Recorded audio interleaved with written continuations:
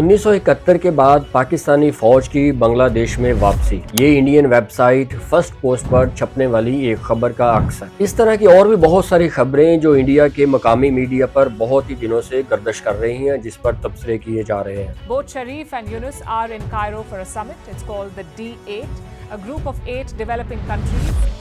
India کے مقامی media کے مطابق یہ ISI پاکستانی خفیہ ایجنسی کے افسران ہیں جنہوں نے بنگلہ دیش کا دورہ کیا ہے۔ اس حوالے سے بنگلہ دیش کی گورنمنٹ نے سرکاری طور پر اس بات کی تردید کی ہے کہ پاکستان کی خفیہ ایجنسی ISI کا کوئی آفیسر بنگلہ دیش میں آیا ہے یا اس کے آنے کے کوئی امکانات ہیں۔ انڈین میڈیا میں ان باتوں کا اس وقت چرچا ہوا جب ایک بنگلہ دیشی فوج کا ایک وفد پاکستان آیا۔ اس فوجی وفد کی قیادت principal staff officer lieutenant general SM Qamar ul Hassan کر رہے تھے۔ اس دورے میں بنگلہ دیشی فوج کے وفد نے پاکستانی فوج کے سربراہ general Asim Munir Syed, chairman joint chiefs of staff general Sahir Shamshad Mirza اور پاکستانی فضائیہ کے سربراہ ایئر مارشل ظہیر احمد بابر سندھو سے ملاقاتیں کی۔ 14 جنوری کو ISPR نے اپنے ایک بیان میں کہا تھا کہ بنگلہ دیش اور پاکستان کے درمیان فوجی ملاقاتیں ایک نئے دور کا آغاز ہے اور اس سے فوجی تعاون مضبوط بنانے میں مدد ملے گی۔ اس معاملے پر جب انڈین وزارت خارجہ سے سوال کیا گیا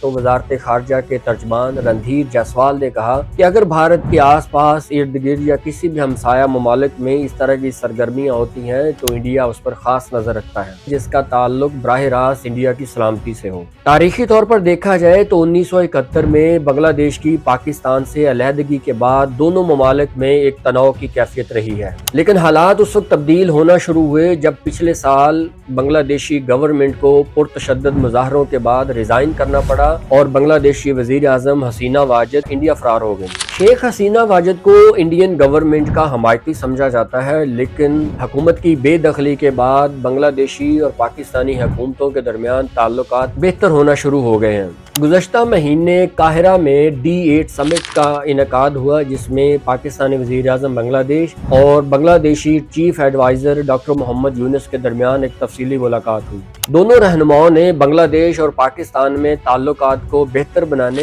اور ایک دوسرے کے ساتھ تجارت کو بہتر کرنے کے لیے اپنی خواہشات کا اظہار کیا۔ پاکستان اور بنگلہ دیش کے درمیان سمندری تجارت پچھلے 20 برس سے بند تھی، جس کا اب دوبارہ آغاز ہو چکا ہے اور پاکستان کا پہلا کارگو جہاز بنگلہ دیشی بندرگاہ چٹاگانگ پہنچ چکا ہے۔ ISPR کے مطابق بنگلہ دیشی فوج کے افسران نے اس ملاقات میں پاکستانی طیارے JF-17 تھنڈر میں بھی اپنی دلچسپی کا اظہار کیا۔ دوسری طرف انڈین میڈیا میں کچھ خبریں اس طرح کی بھی گردش کر رہی ہیں کہ جیسے پاکستانی فوج بنگلہ دیشی فوج کو کسی قسم کی فوجی تربیت دے گی، لیکن بنگلہ دیشی اور پاکستانی افواج کے شعبہ تعلقات عامہ کی طرف سے اس قسم کی کوئی بھی خبر شیئر نہیں کی گئی، نہ اس قسم کا کوئی تبصرہ کیا گیا ہے۔ اس حوالے سے انڈیا اسٹڈی سینٹر کے ڈائریکٹر ڈاکٹر خرم عباس کا کہنا ہے کہ شیخ حسینہ واجد کے رویے کی وجہ سے پاکستان اور بنگلہ دیش کے درمیان تعلقات میں بہت سارے مسائل تھے۔ 2016 میں انڈیا نے سارک سربراہ اجلاس کا بائیکاٹ کیا تھا اور اس کو فالو کرتے ہوئے بنگلہ دیشی گورنمنٹ نے بھی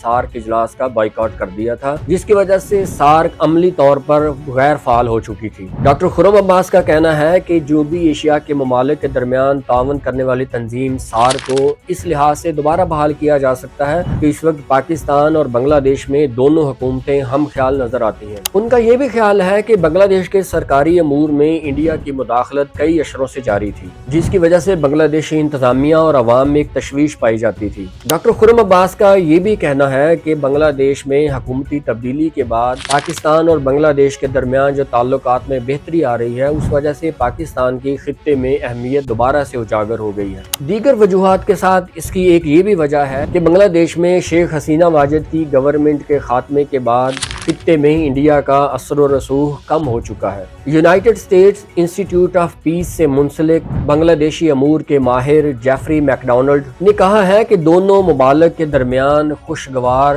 سفارتی تعلقات کی بحالی کے باوجود بنگلہ دیش میں خیال پایا جاتا ہے کہ 1971 کے معاملات پر پاکستان بنگلہ دیش سے سرکاری طور پر معافی مانگے۔ ان کے خیال میں پاکستان اور بنگلہ دیش کے درمیان تناؤ اس وقت تک رہے گا جب تک 1971 کے معاملات پر کوئی بات چیت نہیں کی جاتی۔ डॉक्टर खुर्रम अब्बास का ये भी कहना है कि बांग्लादेश और भारत के दरमियान एक तवील सरहद है और बांग्लादेश में अक्सर सैलाब आते रहते हैं, जिसकी वजह से वहाँ वाटर मैनेजमेंट का भी बहुत बड़ा एक इशू है। बांग्लादेश और भारत के दरमियान पानी के मामलात पर भी बहुत सारी तशवीश पाई जाती है, जिसकी वजह से उनके ताल्लुकात में एक तनाव की कैफियत पैदा हो चुकी है। और कुछ माहिरीन का ये भी ख्याल है कि इन हालात में पाकिस्तान, बांग्लादेश और चीन एक नया स्ट्रेटेजिक फोरम ना तश्कील दे दें। और कुछ माहिरीन के ख्याल में बांग्लादेश और पाकिस्तान के दरमियान बढ़ते हुए ताल्लुकात एक वक्ती तौर पर हैं, इनके दूररस नताइज कम नजर आते हैं। लेकिन हालात किस तरफ करवट बदलते हैं, क्या इन ताल्लुकात में बेहतरी आर्जी है या मुश्किल, ये तो आने वाला वक्त ही बताएगा। लेकिन सियासत के एक तालिब इल्म के तौर पर ऐसा ही लग रहा है कि शेख हसीना वाजिद के गवर्नमेंट के खात्मे के बाद बांग्लादेश और पाकिस्तान में जो ताल्लुकात में बेहतरी नज़र आ रही है, इसमें मुस्तकिल मिजाजी होगी, क्योंकि शेख हसीना वाजिद की हुकूमत के खात्मे के बाद इस बात को तक़वियत मिली है कि जिस तरह भारत बांग्लादेश में अपना असर व रसूख बढ़ा रहा था और बांग्लादेश के सरकारी मामलात में मुदाखलत कर रहा था, उसका खात्मा यकीनी बनाया जा सकेगा।